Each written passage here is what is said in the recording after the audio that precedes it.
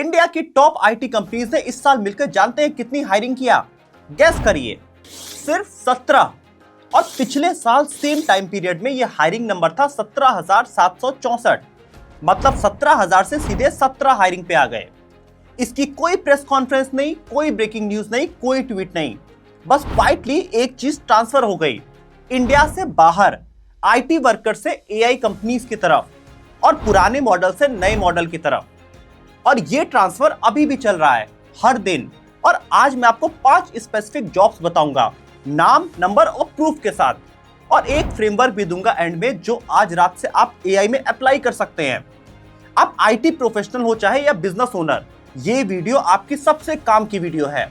अब एक काम जरूर करिए, अपने फोन में जो भी आईटी प्रोफेशनल दोस्त है उसका चेहरा सोचिए, एक वही रियल इंसान, क्योंकि आज मैं जो बताऊंगा वो डायरेक्टली उनके बारे में है। तो फोन को फुल स्क्रीन में करिए। चलिए वीडियो शुरू करते हैं। हेलो दोस्तों, मेरा नाम है दीपक, आप देख रहे हैं डिजिटलॉट। तो पहले समझिए ये आईटी इंडस्ट्री एक्चुअली है क्या। तो कुल 23 लाख करोड़ का एम्पायर और 59 लाख लोग डायरेक्टली इस मार्केट में एम्प्लॉयड हैं। और उनके पीछे कौन है? उनके पेरेंट्स, बहन का कॉलेज और छोटे भाई का फ्यूचर। ये सिर्फ एक इंडस्ट्री नहीं है, ये मिडिल क्लास इंडिया का सबसे बड़ा सपना है कि बीटेक करो और आईटी सेक्टर में घुस जाओ, टीसीएस, इन्फोसिस या विप्रो में लग जाओ। घर में पहली कार आएगी, पापा रिटायर करेंगे और बेटा हैंडल कर लेगा। आज तक इंडिया की आईटी इंडस्ट्री ऐसे ही चलती रही, लेकिन फिर कुछ बदल गया। नवंबर 2022 में चैट जीपीटी आया और इंडिया ने क्या कहा, इंटरेस्टिंग है यार, लेकिन लोग आगे बढ़ गए। 2023 में क्लॉड आया, फिर जेमिनी आया, गिटहब को पायलट आया। इंडिया ने क्या कहा, देख रहे हैं और अपने में बिजी हो गए। 2024 में कर्सर आया, डेविन आया, जो कि एक पहला एआई सॉफ्टवेयर इंजीनियर था। इंडिया ने कहा जरूर ट्राई करेंगे और कुछ नहीं किया। और समझिए 2025 में क्या हो गया। टीसीएस ने 12,000 एम्प्लॉइज निकाले, कुल मिला के अब तक 30,000 एम्प्लॉइज निकाल दिए टीसीएस ने। इन्फोसिस ने पिछले 2 साल में 20,000 से ज्यादा एम्प्लॉइज निकाल दिए। साथ ही विप्रो, एचसीएल, टेक महिंद्रा, इन सब ने 2025 के मिड तक सिर्फ 42,000 से ज्यादा एम्प्लॉइज को ले ऑफ कर दिया। और ये ले ऑफ अभी भी जारी है, कोई न्यूज नहीं आती। अब आप अगर आईटी प्रोफेशनल भाई हैं तो जरूर सुनिए, आपके जॉब का एक सिस्टम का हिस्सा जो अभी रीराइट हो रहा है।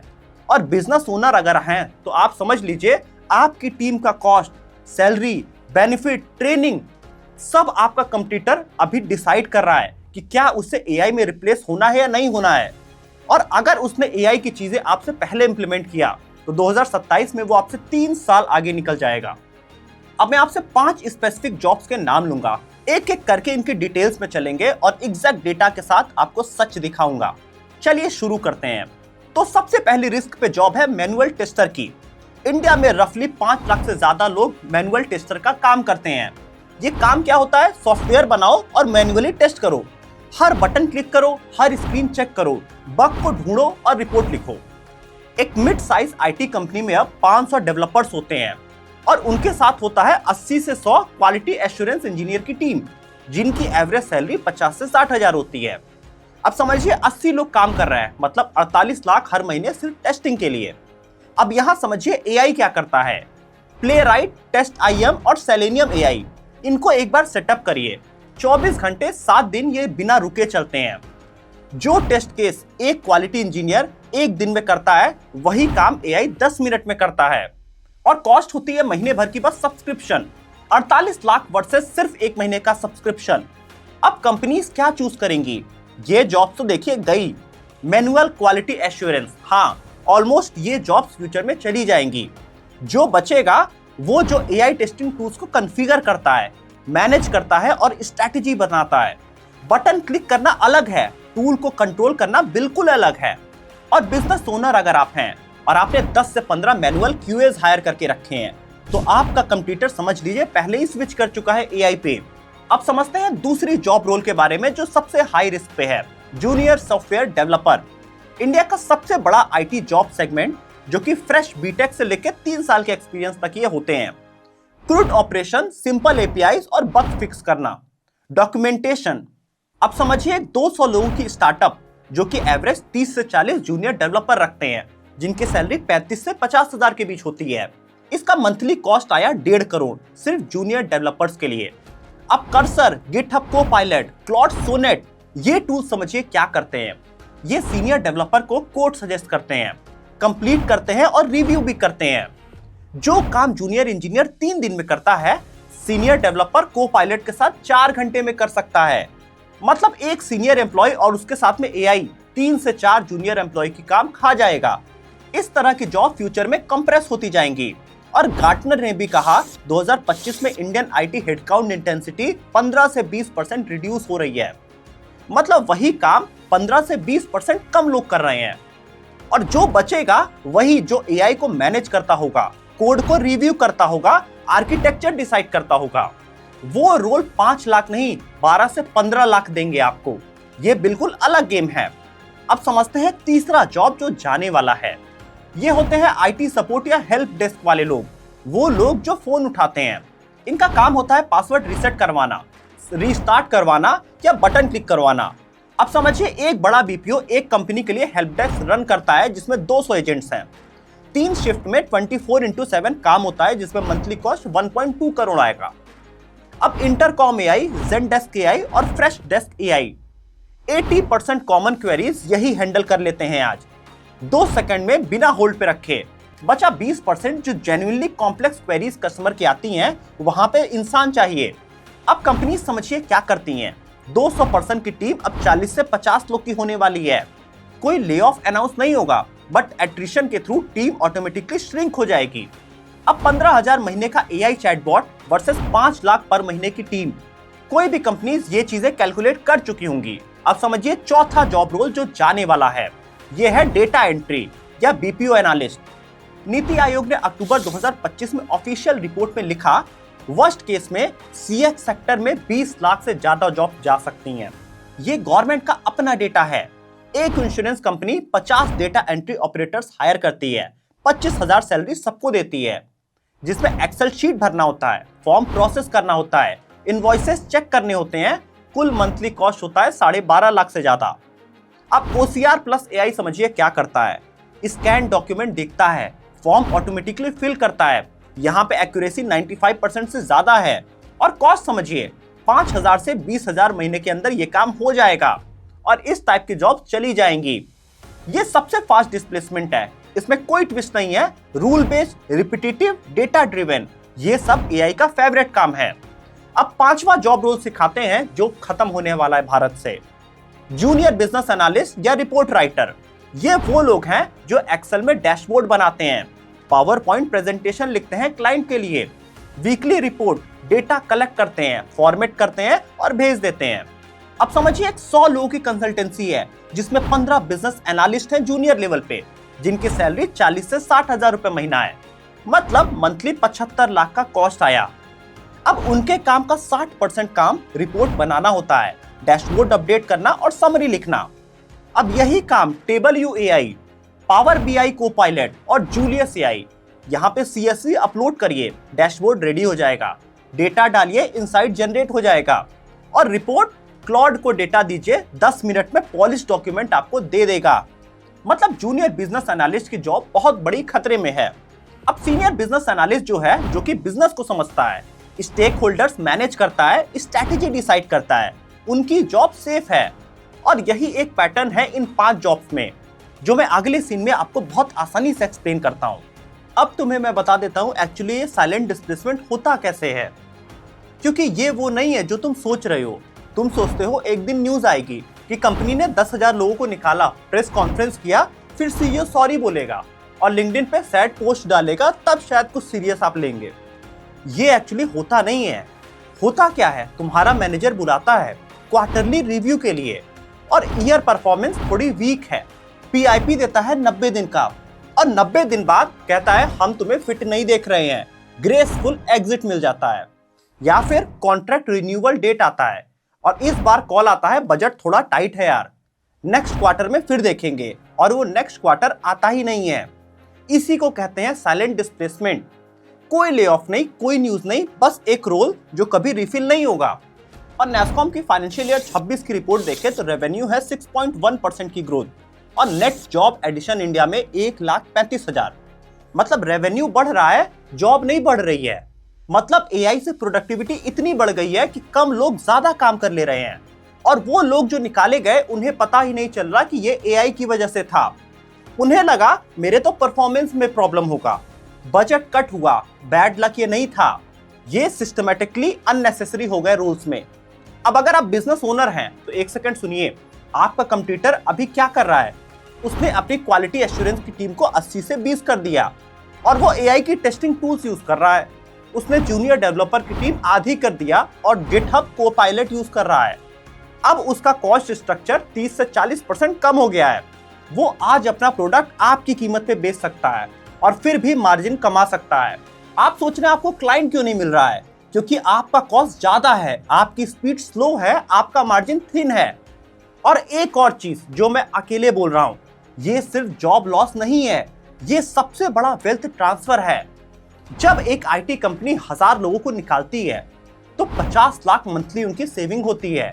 वो पैसे कहां जाते हैं? शेयर होल्डर्स के पास, प्रमोटर्स के पास और उस एआई टूल की कंपनी के पास जो सिएटल या सैन फ्रांसिस्को में बैठ के इंडिया का काम ले रहा है। यही होता है wealth transfer, Indian middle class से ग्लोबल टेक बिलियनियर्स की तरफ, बिना किसी प्रेस कॉन्फ्रेंस और हेडलाइन के। अब वीडियो में यहां तक आप आ गए हैं तो अगला 3 मिनट सबसे जरूरी है।